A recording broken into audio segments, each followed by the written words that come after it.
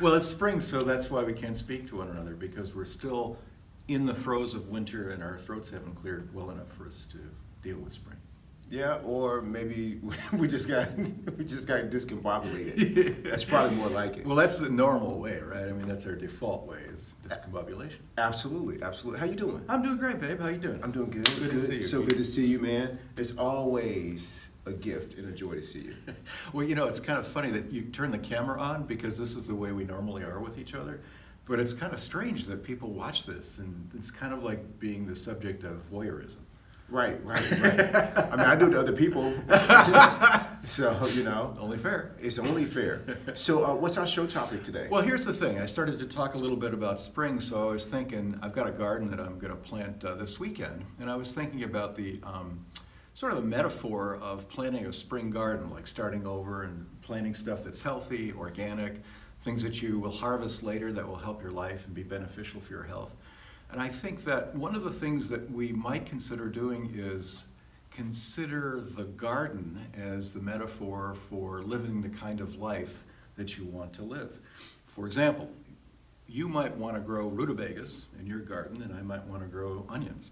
The trick is to make sure that we're doing something that's customized to whatever our likes are, whatever our needs are, rather than following what the herd thinks is important, or what you've learned from society or from your folks. So the idea about today's show is, how in the world can you avoid living the default life and customize a life that's exactly for you? Oh, I love it. Now, in this life that's exactly for you, is there some level of concern for others as well? Oh, it's I think all about that. I mean, we've talked many times before about mission. The idea of having a sense of purpose or mission, which involves helping others, is fundamental to good health. It's another one of those prongs that we need, another one of those legs on the three-legged stool that we need to sit upright. Oh, perfect. So is that a narcissistic or a self-obsessed life? Yeah, I just want to be clear, because because when we go to default settings and customizing it to our liking, some people may take people may take that a different way. Okay. Well, I was chuckling because I think that narcissism is something that doesn't come from cultivating mission or cultivating an idea of helping others. Narcissism comes from the idea that you're separate from others, and that you're better than others, and that you therefore don't have to play with others. I think that's just the opposite of what I'm talking about. Okay, perfect. Okay, so I love the show. So how to customize your life and not live in the default settings. Yeah, so let's take an example of Keith Jones. Now, here's an example of a guy who has a degree in engineering. Are you using your engineering degree? No, I'm not using my engineering. Here's a guy who was a stockbroker and who had to get one of those very difficult tested licenses. You got to go through a lot of testing and studying and get a license for securities. Are you using that license? Not anymore. And here's a guy who has all kinds of entrepreneurial ideas, and I think you might be using one or two of those, right? One or two of those. Okay, so that whole road that we're talking about involves a lot of things that maybe you thought might work out but didn't, and you had no hesitation pulling the plug when they didn't work for you and doing something that did. Right. Okay, Why? I got it. Why? Because it was important for me to feel fulfilled. It was important for me to, in my case, make a contribution to, what I thought was a contribution to the betterment of others. Okay, so let's say, for example, you had gotten to the point with, let's take stockbroking. You had gotten to the point where you felt like you were frustrated and you couldn't help others the way that you wanted to help others. What kept you from just staying in it and maybe doing volunteer work in the weekend? For a long time when I was doing stockbrokering, financial planning, I really thought that I was making the kind of impact that I wanted on people. What I learned along the way is that the reason I chose stockbrokering first and foremost was because I liked money. I liked earning money. It was a nice measuring stick on my success. And if I could do that for others or help them do the same thing, then that would be my way of contributing to them. And after a while, it just became, I guess, one-dimensional. You know, I didn't get a lot of fulfillment out of it. I didn't feel like I was making a real difference with people. And so that's why I chose to take a different path. Okay, now here's the thing that makes you unique, I think. What happens in our culture is that we get to the point where we're comfortable, and it's just comfortable enough for us to stay. And even if it's a little uncomfortable, we talk ourselves into staying rather than to make a change. You see that happening all the time. People who continually complain about where they're at in life, but they don't do anything to change it. And they're complaining because they're living a life that society or their parents or their husband or their wives told them or insist on them to continue to live. And it's not fulfilling any longer. Many people stay in that groove until they croak. Well, you know, I had a couple things that I had to work through mentally before I made the full-time leap into wellness. And one of the things that I had to overcome was this story that if I got into a profession that was physical, using my hands or my body and not my mind, that it was inferior to people that are highly educated, you know, doctors, attorneys, you know, whatever you want to, the list may be, that use their more of their brains than their physical attributes to perform the task and generate income. So I had to overcome like how others would view me, and that was hard because people would introduce me as a personal trainer, and I wanted to be introduced as an entrepreneur, you know, Yeah. and I thought they had more cachet, and I thought that the other, you know, people would minimize your impact. Oh, he's just my personal trainer. Oh, he's just a fitness guy. And so I had to overcome not being concerned about how people labeled me and understanding that I had no control over that.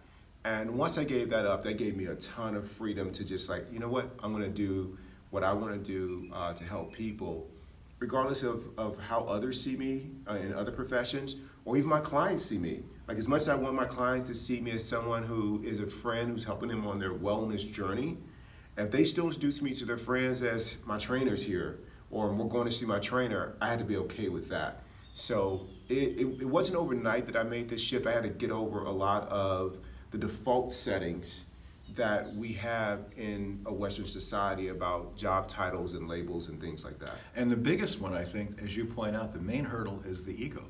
You know, Totally. It was all ego. Yeah, yeah, and so the idea is your ego, which you think is something valuable, is actually preventing you from getting in touch with what you really love and what you really like. Exactly. So the first step is putting aside your ego and deciding at the base of it, what makes you happy? What do you want to really do? Okay, maybe you want to be a painter. Oh my goodness, how am I going to get the money? Look, the world is big enough and there's enough money in it. All you have to do is to create some value that will bring a small amount of money to you that will allow you to live the life that you'd like. If you're in a situation where you're over your head and you've got an enormous mortgage and you've got a Mercedes and another couple of cars in the yard, you've got kids in school, that's another challenge or more challenges, but it's simply more layers of logistics. That's it. The hardest part is just to move the mindset from the idea that I'm going to stay in something I don't like and complain about it, as opposed to I'm creating my life. I'm going to create a life that makes sense for me, where I can help other people and feel fulfilled and not have to deal with a lot of this nonsense.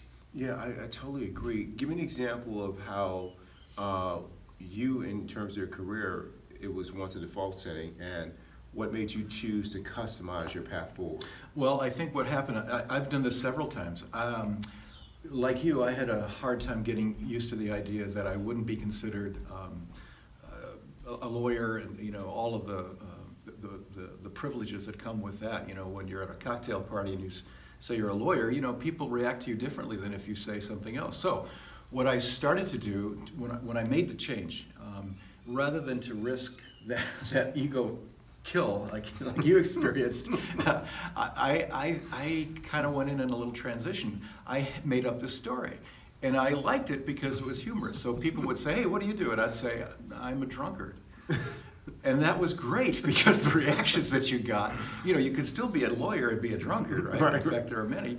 And so I didn't feel like I gave up that whole identity. So my example compared to yours is that I didn't go cold turkey. I didn't have the guts like you did. Right. I played around the edges and pretended like, I was this funny dude. And I really felt better about doing that until I got to the point where I realized, what do I care what everybody, if I'm repairing bicycle seats, who cares? What is it? I'm just a footnote in their life anyway. What I want to do is repair bicycle seats, so do it.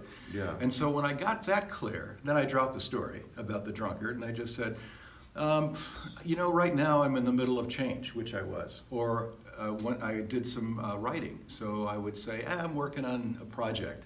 Didn't have to tell them I was a writer, because writer is another one of those romantic things that people say that, and they don't really write. And so anyway, the point of the story is that once I got used to the idea that it was okay to do whatever I wanted to do, and okay not to make as much money, and okay not to have all the things, and okay not for other people to think I was a star, everything flowed much, much easier. In this conversation that we're having, Are you bored? no, I'm not bored at all. I mean, but there is, because, when we do these shows, we throw out a couple of subjects that we think we want to talk about, or we think might be of some value to someone, or we get suggestions from audience members. And for this show, I didn't know what we were going to talk about. So as I'm listening to Rick, as I'm sharing, there is like some discovery going on within. Oh, neat. And one of the things about it is that the default settings are where my ego placed me and kept me trapped. Oh, that's so true. So my ego kept me there because it's obsessed with looking good to other people. Always. So I probably would have made a change a lot sooner, but I felt like I had this attachment to the house because it felt it fit this persona, this fake persona identity that I had. I had to have a car. I had to be able to say that I'm a financial planner, and this is how much money that I manage for people.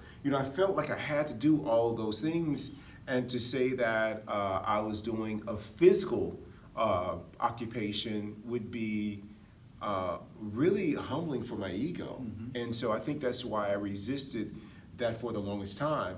And it was not, like I said, it wasn't overnight. Once I did step into being in the fitness and wellness industry, once I did step fully into it, I would still find myself bringing ego along a little bit, like a jacket over the shoulder.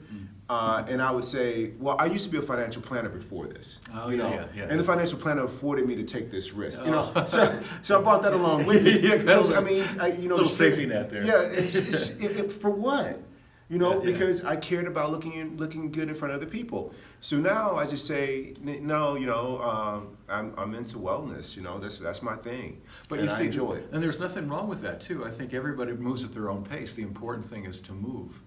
Now, I don't think either one of us are complaining or trying to make anyone wrong by staying in a profession that has meaning to them. The point of the whole topic is the idea that you're not living on a default setting, that you're just doing things because you're expected to do them. I think that's important too when we look at parenting and we expect kids, you want to give your kids all of the breaks and all of the, all of the experiences or exposure to things so that they can make their own choices about what they want to do in their lives. But a lot of times I think parents push the kids when the kids really aren't interested in whatever the parent is. I found myself wanting my son to go to a school that I wanted to go to rather than one he didn't. I mean, it was one of those things where I was reliving my 18-year-old fantasy about, geez, if I'd gone to that school, I would have been cooler, or I would have had more breaks or whatever. So my point is, again, that's the ego talking. Right. And none of it is important. If it takes you a while to get through it, like it did me with my drunkard story, or with you with the jacket over the shoulder saying you used to be a planner, Right. That's all to the good. I mean, it's a transition as long as you're mindful of it and you're aware of where you want to go. That's important. One little footnote on this that I think is kind of important. One of the fears of changing, obviously we always fear change, but one of the fears of changing a profession in midstream is the idea that you'll never have the kind of friends or respect. And I found it's just the opposite.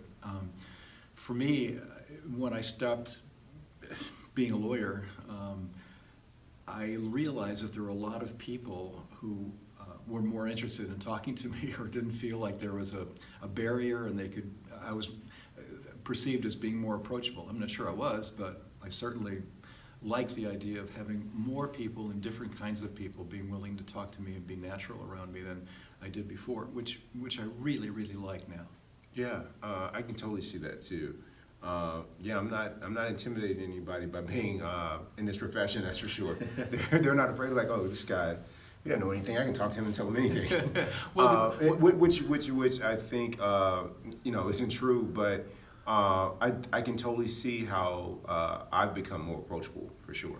Yeah, I think you are too. Well, I think the other thing that's important is that the bottom line, everybody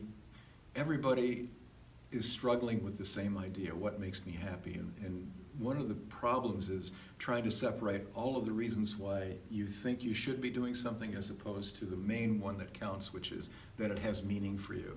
Whatever your inner heart, whatever your inner soul is telling you you should do, you got to listen to that instead of suppressing it and saying, I've got too much invested in my lifestyle, I've got too much invested in my degrees or my mansion to make a change. You can always change. It's easier than you think. And most of it is logistics and having a support network, including a wife or a husband or a significant other who will support you in that. Exactly. And if they don't support, then you have to, I think, look at whether that might be an indication that perhaps it's not the best relationship.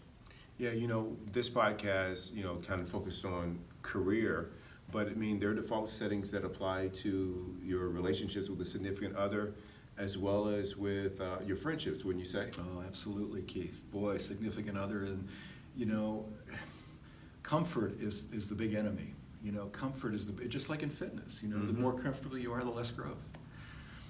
Now, it's not a direct corollary. It's not a precise relationship, but I think that the idea, the metaphor holds, and that is that a certain amount of discomfort is probably a good thing because that's where the stretching and the growth occurs. I totally agree. So maybe in a future show, we'll talk about the default settings and share some personal experience about how they pertain to us in our past relationships.